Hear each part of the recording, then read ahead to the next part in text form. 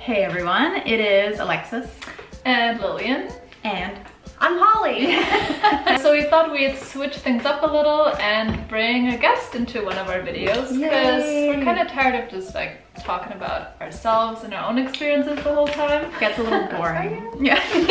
One of the things we really want to do on this channel is just like educate and raise awareness and all of that, and I feel like we've done a lot of that about like lesbian, bisexual women topics already. So we wanted to chat today about, I think, one of the arguably most overlooked identity. So yeah, if you want to just introduce yourself. Okay, great. Hi, I'm Holly Wyder and I am asexual. Woo! So definitely overlooked for sure. Even the A in the acronym is thought to be allies and not asexual. I believe that the whole community itself is like anything that is not heteronormative, anything that is not hetero. Yeah. You know, and so I believe asexuality is one of them. People like to argue like it's not real, or that must be so annoying. It's so frustrating. Yeah. I've talked about it so often with people, and I'm like, you don't realize that I go and every day of my life I'm confronted with my sexuality, where most people who are just like, the term allosexual is those who are not asexual. I'm constantly, every day, I'm thinking about my asexuality because something comes up and I'm like, oh, that just went over my head because I didn't realize that was a sex thing. I didn't realize you two were hitting it off because I just didn't get flirting is totally over my head, and like I know how to flirt, but I never know when that like the sexuality is engaging into it. Like when someone is sexually attracted to me, I am not aware. I'm just like, oh, we're being really friendly.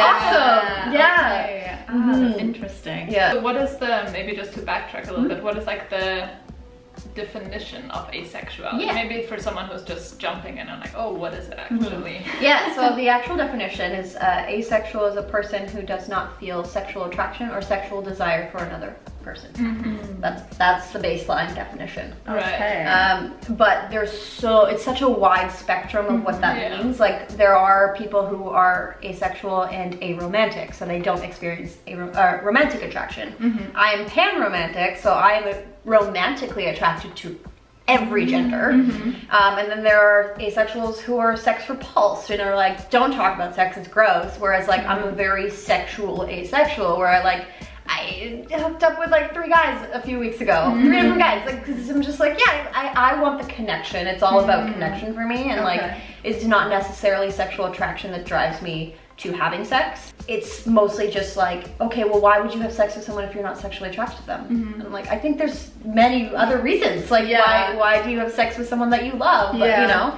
and I think people get confused. The actual idea of separating attraction models is like so important. If we were ever to get to a point where we can actually talk about the difference between romantic attraction and sexual attraction and emotional attraction, like there's just so many different ideas behind it, and they all get blended together. That is so true, and we're actually going to do a video about that. And so would you say, this is probably a stupid question, but so can you still tell when someone's like conventionally like attractive? For sure, I know when someone's physically attractive. Like, yeah, you are standardly chiseled.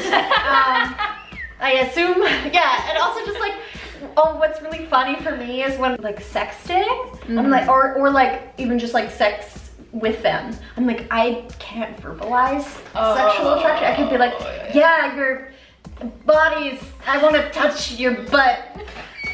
I just, that does not come naturally to me, because I'm like, I don't understand why people like butts. I don't understand why people like tits. I'm like, it's just fat. I'm like, I just don't get being attracted to a body. I'm like, you have smooth skin. Oh, baby. I'm like, yeah.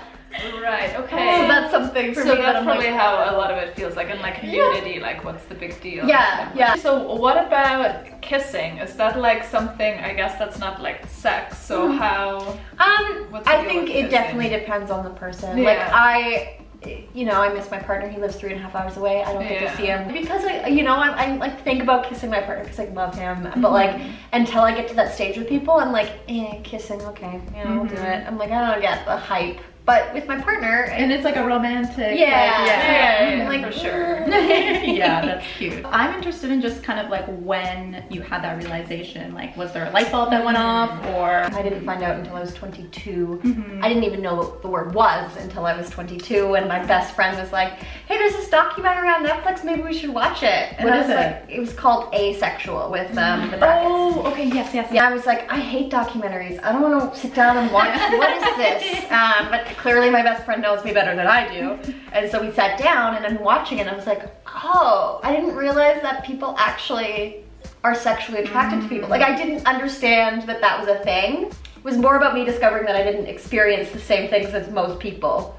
Okay, Like, got I you. didn't know sexual attraction existed.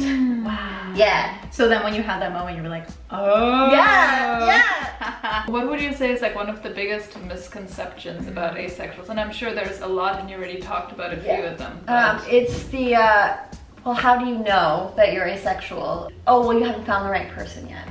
And my counter argument to that is like, well, when you're straight, can I be like, oh, well, you haven't had sex with someone of the same gender, so how do you know that you're not interested? Because you do, you know. That just is not something I've ever experienced. And I also am of the belief that sexuality is fluid. It's all open, and who knows, maybe when I'm 70, I will get sexually excited about someone. I don't know. I don't know, but right now, I'm asexual. I've never experienced sexual attraction. It's just nice to like know yourself, you know? Like, that's just so nice. You have a partner? Yes. Okay. So how did that kind of play?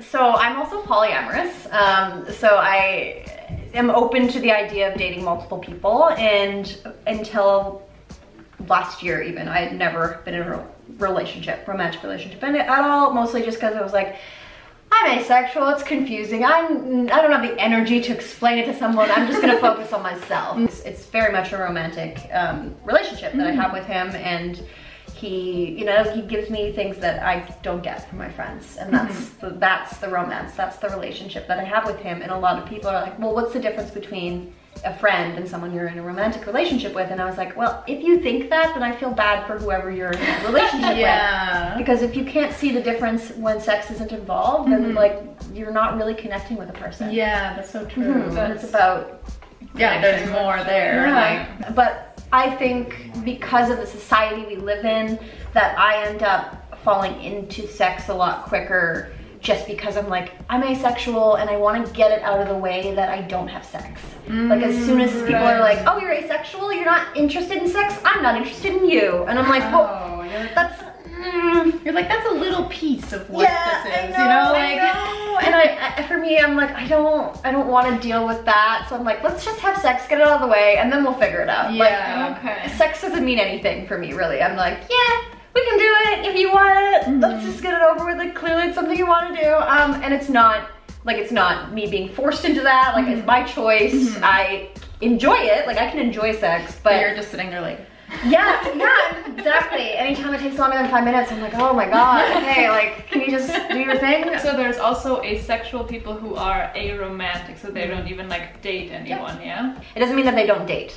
So they can still, it's just that they don't have romantic attraction, and like, you can still, you know, like, it's the classic, like, oh, when we're both 40, we haven't been married, let's settle that. Like, you still can have a partner, it's just like there's no romantic attraction to them. You're like, so you still have, and you can still be in a relationship, you can still date. True. And it might be like someone who is sexually attracted to like the same gender, but never feels romantically attracted to them, and not knowing that that's okay. Exactly. You know, and where they're like, well, I couldn't date someone of the same gender, but like, I want to have sex with them. What does that mean? It's just because the information's not there.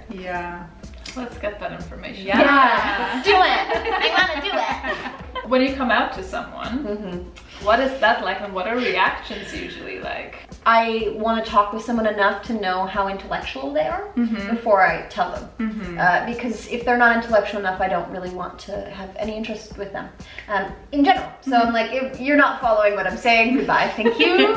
You are probably a great person for someone else, not me. And I just try and like drop it in there when the topic of sex does come up. And sometimes it doesn't, and sometimes I'll go on a date with someone, it's not talked about, and then we end up hooking up, and I'm just like, I never said that I was asexual because I didn't think it was important. I was like, well, clearly I'm enjoying your vibe. Like, you don't need to be in your head about me being asexual and then being like, well, does she like this? Is she okay? I'm like, I'll tell you if I like it. I'll tell you if I'm okay. Do you have any words of advice to anyone who might be trying to figure out if they are asexual? Yeah, I would say if it's something that you've heard and you're not sure of, don't stray away from the label, because that's kind of what I did when I first discovered it. I was like, oh no, I couldn't be asexual, because having the label feels so finite, but being asexual is this huge spectrum. So it's just finding what works for you, and even if you don't want to label it as asexuality, there is a word out there, but you don't need to use it. Just,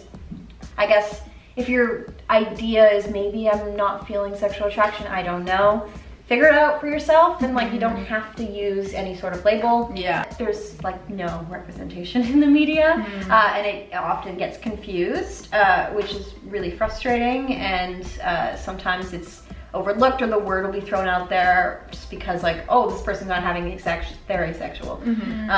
But two references that I go to all the time, and I'm sure people are aware of if they watch the show, but BoJack Horseman, Todd is asexual. Okay, I didn't know that. Yeah, I've seen the show like a little bit, okay, but like I haven't fully. Third season, he discovers the word, and then he goes to like an asexual meetup, and he like starts dating someone who's also asexual, and they realize, oh, just because we're asexual, it doesn't mean we both have to date each other, because we aren't the same type of person. Like, yeah, there's a beautiful scene in Sex Education season 2, where there's a character who's like doing a play, and she's an actress, and they're like, you need to be more sexual, you need to be, oh yeah, and she's like, I don't understand, and so she goes to this like sex educator, and the woman's like, well, have you heard of asexuality?